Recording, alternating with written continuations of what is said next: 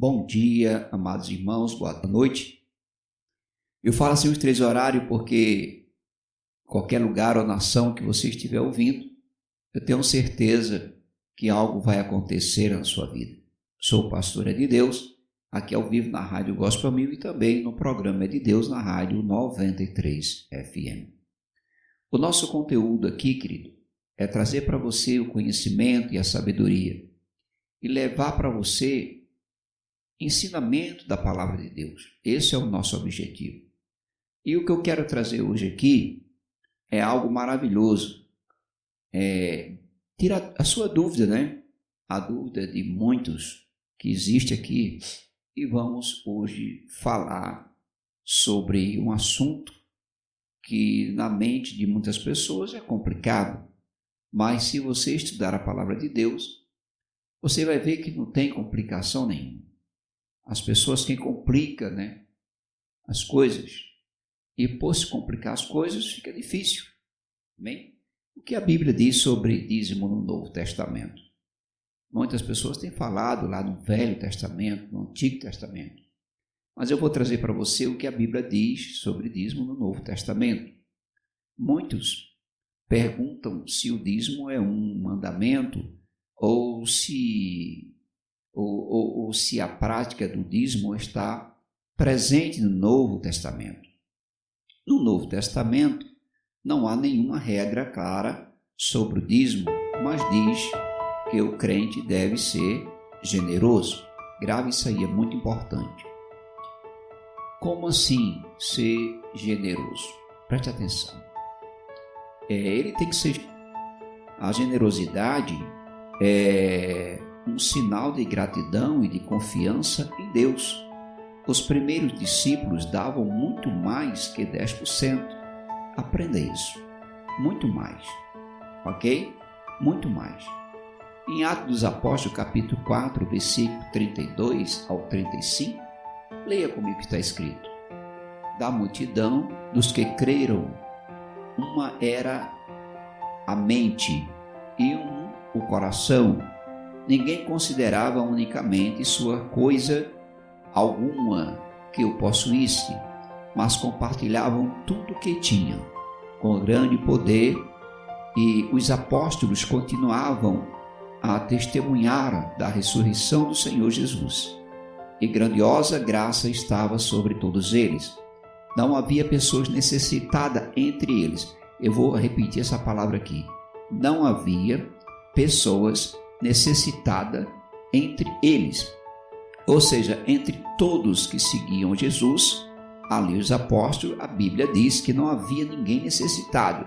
Agora, por que hoje pessoas que seguem Jesus, tem muita gente aí que não tem nem um pão para comer? Será que essa pessoa está servindo a Deus de verdade? Ou é só de boca para fora? Porque a Bíblia ela não mente, ela diz que não havia pessoas necessitadas entre eles, pois os que possuíam terras ou casas as vendiam, traziam o dinheiro da venda e colocavam aos pés dos apóstolos, que os distribuía segundo a necessidade. Então, um exemplo, fulano é milionário, ele pegava e vendia uma parte do que ele tinha, algumas coisas que ele tinha, mas a Bíblia fala que vendiam tudo, né? E davam aos pés dos apóstolos, ele dividia com aqueles que estavam seguindo a Jesus, com aqueles que estavam fiel na palavra. Isso aqui é muito forte. Então, está em Atos dos Apóstolos, capítulo 4, ok? Versículo 32 ao 35. O dízimo é a 10ª parte do rendimento, ou seja, 10% de uma renda. No Antigo Testamento, os judeus davam dízimo de todo o seu trabalho a Deus, com a finalidade de manter o templo. Os sacerdotes, os outros trabalhadores do templo e as pessoas mais necessitadas da comunidade. Então, por isso que ninguém passava necessidade, né? As pessoas que passavam necessidade, que nós vemos a história aí, são pessoas que não estavam com Deus. O dízimo aparece no Novo Testamento. Vamos lá, preste atenção. Enquanto no Antigo Testamento expressa o compromisso do dízimo para com Israel, no Novo Testamento temos poucas passagens que falam sobre ordenança do dízimo à igreja.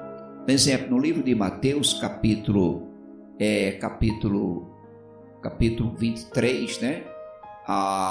E 23, ai de vocês, mestres da lei e fariseus, hipócritas, vocês dão o dízimo da hortelã, do coentro, do cominho, mas têm negligenciado os preceitos mais importantes da lei, a justiça, a misericórdia, a fidelidade.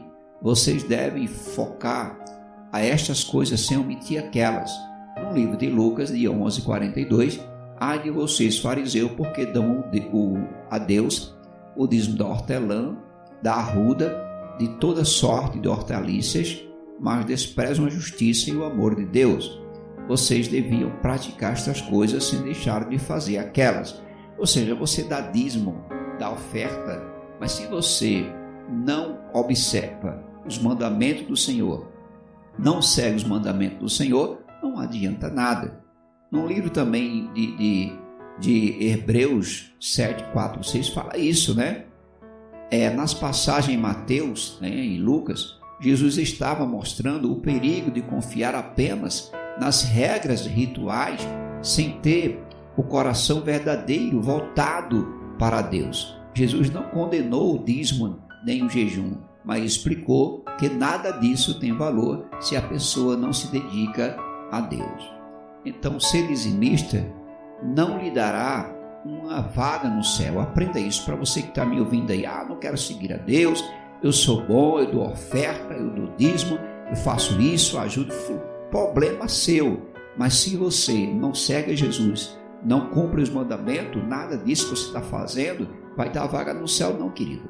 O dízimo somente é agradável a Deus quando é feito com o coração cheio de amor e reconhecimento o seu favor. Aprenda isso. A passagem de Hebreus 7 apresenta o sacerdote Melquisedeque como uma figura de Cristo, né? Revelada no Antigo Testamento, segundo a lei de Moisés. Os sacerdotes da tribo de Levi deveriam receber os dízimos, mas antes da própria lei, Abraão, que era o bisavô de Levi, deu dízimo a Melquisedeque, que simbolizava Jesus. Então, Melquisedeque, naquela época, ele era simbolizado como Jesus. Era como se fosse Jesus. Então, os dízimos, na realidade, ali era levado.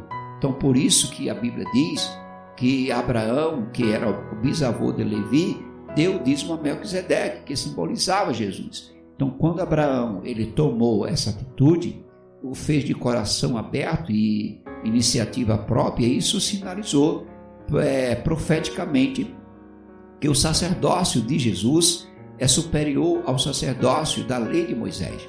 Aprenda isso aqui. Então, o sacerdócio de Jesus era superior à lei de Moisés. Não é porque está na lei, ela escreveu a lei, isso não. Não, acima de tudo está Jesus. Então, o Novo Testamento ele ensina a oferta generosa. O Novo Testamento ele não fala diretamente se o dízimo é válido para os cristãos, mas destaca que o verdadeiro seguidor de Jesus deve contribuir para a igreja na expansão do Evangelho. O mais importante é a vontade de contribuir, não a quantidade de oferecer, ok?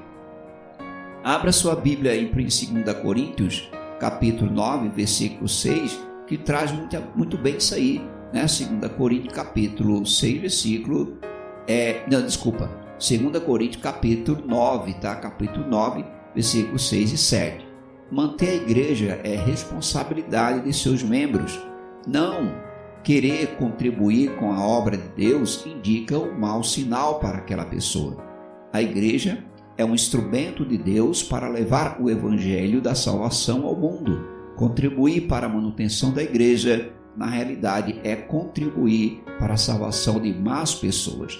Da ajuda financeira também é importante para que a igreja possa investir no cuidado e no amadurecimento daqueles que já são salvos, ok? Como eu estava lendo aqui em 2 Coríntios 9, 6, 7, lembre-se, aquele que semeia pouco também colherá pouco, aquele que semeia uma fartura também colherá fartamente, cada um dê conforme determinou em seu coração, não com pesar ou por obrigação, pois Deus ama quem dá com alegria. E também aqui, 2 Coríntios 9, 12, 13, o serviço ministerial que vocês estão atualizando não está apenas suprindo a necessidade do povo de Deus, mas também transbordando em muitas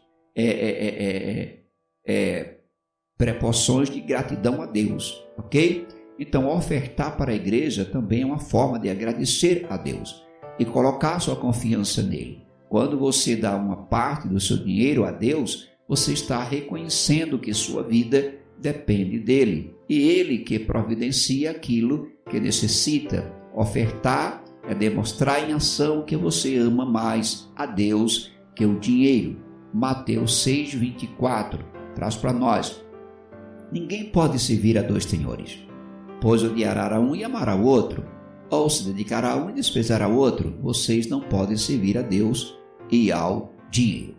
Embora, irmão, não fale de dar dízimo no Novo Testamento, não fala isso, recomenda ter o compromisso de ofertar regularmente com uma quantia fixa, ou seja, 1 Coríntios 16, 2. No primeiro dia da semana, cada um de vocês separa uma quantia de acordo com a sua renda, reservando para que não seja preciso fazer coletas quando eu chegar. Olha, isso aqui é uma ordenança, 1 Coríntios 16, 2, ok? Além de dar alguma estabilidade financeira à igreja, isso ajuda você a organizar seu orçamento pessoal. Ofertar de maneira regular é uma forma sábia de gerir suas finanças e de apoiar a expansão do Evangelho.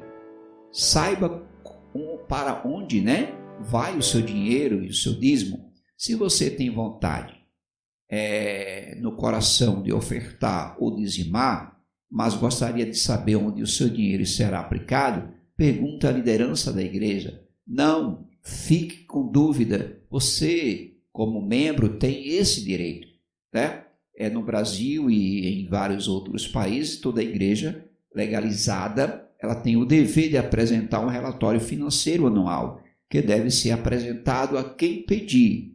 Participe das assembleias fiscais da igreja, dê sugestões e ofereça a sua ajuda. Coopere com sua igreja para o crescimento do Evangelho. Espero ter tirado a sua dúvida e que Deus fale mais no teu coração. Não esqueça de deixar seu comentário aqui embaixo, é muito importante. E compartilhe se você gostou desse ensinamento para abençoar a vida de outras pessoas. Que Deus abençoe. Fica na paz, porque é de quem? É de Deus.